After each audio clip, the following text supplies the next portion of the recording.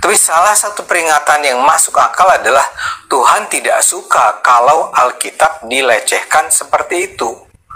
Dan ini tentunya bisa menjadi peringatan penting bagi Agus dan para mualaf lainnya. Ya, ini penting karena Agustan memang sering menghina Kristen. Dia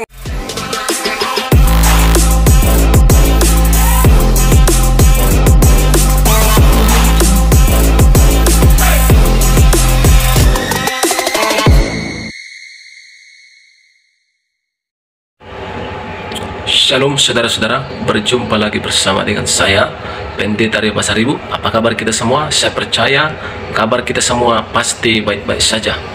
Pada hari ini saudara-saudara, saya mau bagikan bagi kita video cuplikan bagaimana baru-baru ini kita viral, ya, kita melihat viral di sosial media bagaimana ada seorang ustadz, ya, yang baru-baru ini ya yang menghina Alkitab, ya saudara-saudara. Dan karena itu ya ada orang yang mengatakan ya karena penghinaannya kepada Tuhan dan juga kepada Alkitab kekristenan, maka dia mengalami nasib seperti itu. Itu kebanyakan, ya saudara-saudara. Tapi di video ini rupanya Ade Armando pernah memperingati supaya ya jangan lagi melakukan itu, ya, lewat ketika Ustadz Agustan ini ya pernah menghina kekristenan dan juga mengikuti Alkitab, ya saudara-saudara. Di situ beliau mengalami sakit ya sampai stroke, ya saudara-saudara.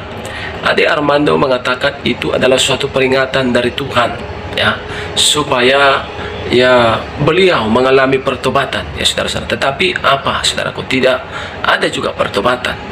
Karena memang betullah firman Tuhan mengatakan dalam 2 Petrus 3 ayat 10 bahwa Allah itu adalah Tuhan yang sabar, ya. Dia menunggu pertobatan setiap orang. Tetapi karena Tuhan melihat ya beliau tidak bertobat, saudaraku kasih Tuhan, ya inilah yang terjadi, ya seperti yang kita lihat baru-baru ini viral di sosial media. Saudara kasih Tuhan, mari kita simak dulu video cuplikan berikut ini. Saya jujur sebetulnya sangat kecewa ya sama teman-teman yang khususnya Ustadz, ya. Saya bel berhari-hari tidak ada yang merespon satupun. Kita ini masih saudara seukhuwah. Bagaimana? Akhirnya saya ngambil pendeta. Malah lebih gampang ngambil pendeta daripada ngambil ustadz. Catat ya ini ya. Saya sangat kecewa, benar-benar sangat kecewa lah sama saudara-saudara muslim, ustadz ya. Terus apa yang mau kita andalkan untuk kita mau berdakwah? Itu gak ada. Egoisme yang ada, egoisme. ini menyangkut seorang mualaf bernama Agustan. Dia ini konon mantan pendeta yang masuk Islam beberapa tahun yang lalu. Sayangnya setelah masuk Islam, ia sering melecehkan agama lamanya, Kristen.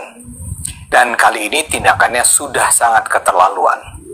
Dia membuat video yang seolah menantang Tuhan. Agus menyatakan ingin bereksperimen. Dia bilang, apa yang akan terjadi pada dirinya ya kalau dia meletakkan Alkitab di pantatnya. Bukan itu saja, dia juga kentut di depan Alkitab. Dia bilang dia ingin tahu apakah Tuhan akan menghukumnya. Apakah dia akan mati dalam waktu 1 bulan, tanyanya. Yang dilakukan Agus jelas-jelas adalah penghinaan tiada tara. Dengan melakukan itu, dia agaknya ingin mengatakan bahwa Alkitab bukan ciptaan Tuhan. Logika dia, kalau Alkitab memang ciptaan Tuhan, pasti Tuhan akan marah kalau Alkitab dikentuti. Karena itu, dia seolah menantang Tuhan. Salah satu versi mengatakan bahwa Agus sebenarnya hanya sedang merespons pernyataan seorang pemeluk Kristen yang menghina Islam. Jadi ini semacam balas dendam. Saya tidak bisa melacak pernyataan pemeluk Kristen mana yang membuat Agus sampai merasa harus menghina kitab suci umat Kristen itu. Yang jelas, Agus dengan sengaja menghina Kristen. Tapi yang menarik adalah apa yang terjadi kemudian. Tiba-tiba saja tersiar kabar bahwa Agus sakit keras. Sebagian orang dengan sinis bilang, jangankan sebulan, baru beberapa hari saja setelah ia mengumumkan penghinaannya terhadap Alkitab, ia sudah terkena stroke. Pertanyaannya, apakah memang sakitnya Agus terjadi karena sikap menantangnya itu? Tapi salah satu peringatan yang masuk akal adalah Tuhan tidak suka kalau Alkitab dilecehkan seperti itu. Dan ini tentunya bisa menjadi peringatan penting bagi Agus dan para mualaf lainnya. Ya, ini penting karena Agustan memang sering menghina Kristen. Dia misalnya menyebut pemeluk Kristen sebagai penyembah bani kolor, penyembah bangkai. Dia mengatakan otak orang Kristen senantiasa error. Dia bilang sebaik-baiknya umat Kristen, mereka tidak lebih dari babi haram dan anjing-anjing pincang. Dia bahkan menganggap orang-orang Kristen yang misalnya merana karena tidak boleh mendirikan gereja, sebenarnya hanya playing victim untuk membangkitkan simpati. Dia juga menyatakan orang-orang Islam yang membela orang Kristen adalah orang somplak. Jadi di dalam hatinya memang ada kebencian terhadap umat Kristen. Dan kalau sekarang dia terkena stroke setelah menghina Alkitab, itu saya percaya adalah peringatan yang memang datang dari Tuhan. Agus selayaknya sadar bahwa Tuhan ingin memberitahu sesuatu. Apakah ini berdampak pada cara Agustan berdakwah? Saya harapkan begitu. Masalahnya memang ada begitu banyak mualaf yang terkenal karena menjelek-jelekan agama lamanya, terutama Kristen. Salah seorang yang paling terkenal adalah Yahya Waloni. Sebagaimana Agus, Yahya juga mengaku mantan pendeta. Omongannya baru bisa direm setelah ia sempat dipenjara 5 bulan karena penghinaannya terhadap Kristen. Para mualaf semacam ini adalah kumpulan orang-orang yang membahayakan persaudaraan kita sebagai satu bangsa. Nah, dalam hal ini, Agustan mungkin perlu belajar dari putrinya Zeldia. Gadis ini nampak sangat sayang pada ayahnya. Ketika Agus sakit, Zeldia yang merawatnya. Tapi yang penting, Zeldia ini beragama Kristen. Dia adalah putri dari pernikahan Agus pertama. Agus berpisah dengan ibu Zeldia sejak Agus menjadi mualaf. Agus terlihat berharap sekali Zeldia mengikuti jejaknya masuk Islam. Ada sebuah video yang menampilkan Agus dan putrinya ini bercakap-cakap. Dalam percakapan itu Agus bilang bahwa jutaan orang Indonesia mendoakan agar Zeldia masuk Islam.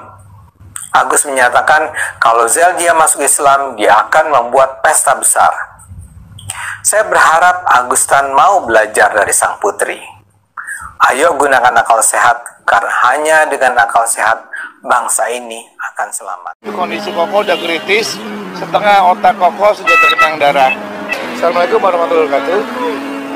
Kondisi Agustan sekarang kritis.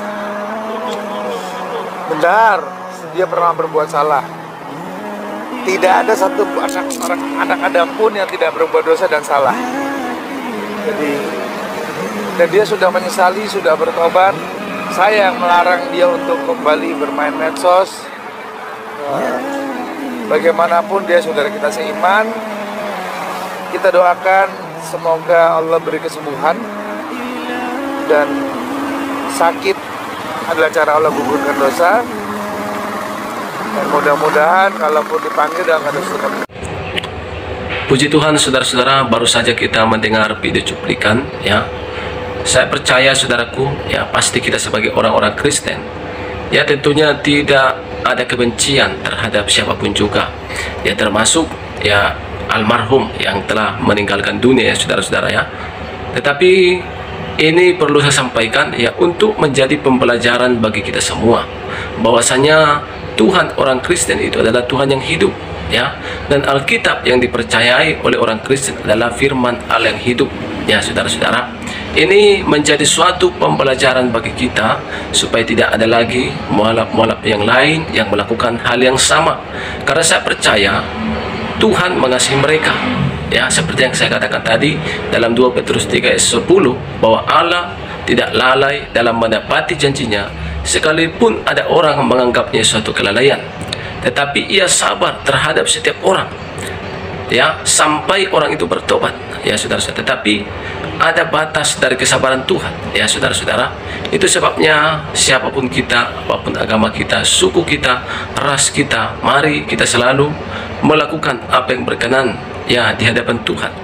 Karena apa yang mungkin berkenan menurut kita belum tentu berkenan di hadapan Tuhan.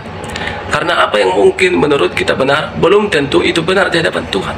Karena seringkali kita sebagai orang-orang yang beragama menganggap diri kita lebih benar daripada orang lain, sehingga kita menganggap diri kita ini lebih hebat, lebih kudus, lalu memandang orang lain rendah dan menghina orang lain. Itu tidak boleh ya saudara-saudara, karena Bapak Joko Widodo juga mengatakan jangan engkau menganggap dirimu benar, katanya saudaraku. Jadi mari kita sebagai umat yang beragama, mari kita sebagai orang-orang percaya, apapun suku, ras, dan kita mari saling menghargai satu sama lain.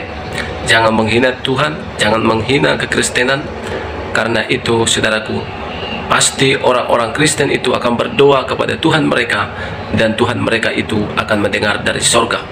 Karena bukan orang Kristen yang akan melawan mereka, tapi Tuhan mereka yang hidup yang mendengar dari sorga. Ya saudara-saudara, inilah video cuplikan kami khususnya sebagai orang-orang Kristen, kiranya keluarga yang telah ditinggalkan oleh almarhum, baik itu istri, anak-anak, biarlah kiranya dihiburkan oleh Roh Kudus, dan kami sebagai orang-orang Kristen turut berduka cita atas perginya almarhum. Saudara-saudara, puji Tuhan, saya Pendeta Rio Pasaribu undur diri. Tuhan Yesus memberkati kita. Shalom.